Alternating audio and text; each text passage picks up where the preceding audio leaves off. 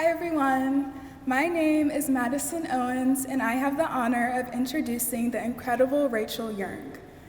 Even though Rachel joined our grade at the beginning of junior year, it feels like I have known her forever.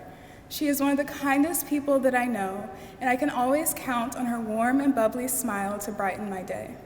She is smart and hardworking, and I truly cannot imagine our grade without her.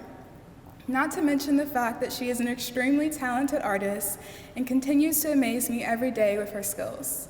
I know that Rachel is going to share something wonderful with us today, so without further ado, I present to you Rachel C.K. Yeung.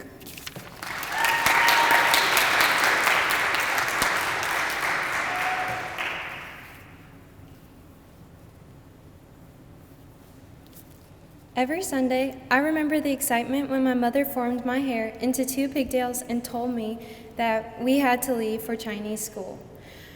There, sitting on foam mats for 2 hours, I learned how to sing famous Chinese songs, pronunciate words and phrases, comprehend numbers, and communicate to others in Chinese. I would always leave the class with such a joyous smile on my face and work extra hard to become fluent in this language. In elementary school, this heritage of mine was one I proudly showed off. Every day, I brought my little colorful Tupperware full of homemade fried rice with some vegetables I never ate, or my dad's famous soy sauce chicken. My friends and I would spend lunch devouring our food while discussing what our parents packed for us. Even when I was asked to bring a parent in for Culture Day, I begged my mother to present in her long white silky dress as the iconic Lady of the Moon, which was celebrated during the Mid-Autumn Festival. But on an ordinary day of middle school, a single person jokingly made a remark about my appearance because I had glasses and braces, and compared me to a so-called Asian nerd. I was also repeatedly mocked because I did not have the clearest skin. This mockery drove me to fear embracing myself and my identity, especially given the era of social media and the ideal standards for human appearances, and exacerbates the stereotypes of Asians. I took the advice of negative comments, constantly tried to impress others, and continuously reminded myself that I am good enough.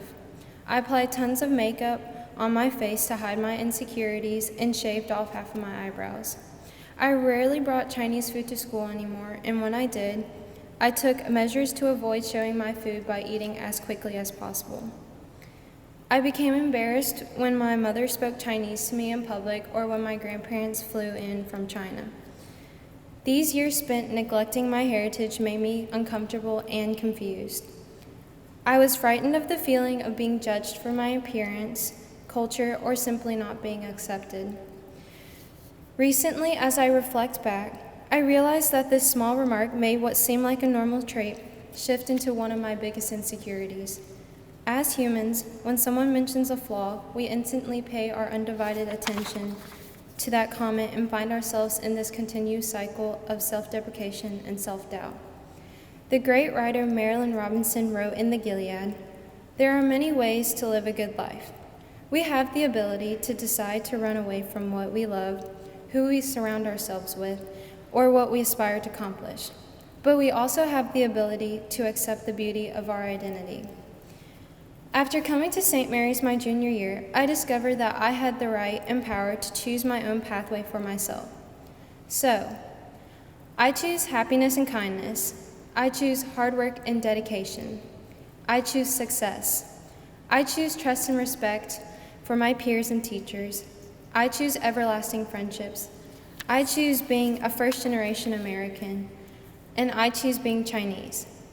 I know for a fact that no matter what life you choose to live, it will ultimately be successful if you choose to accept yourself first. Thank you. 谢谢.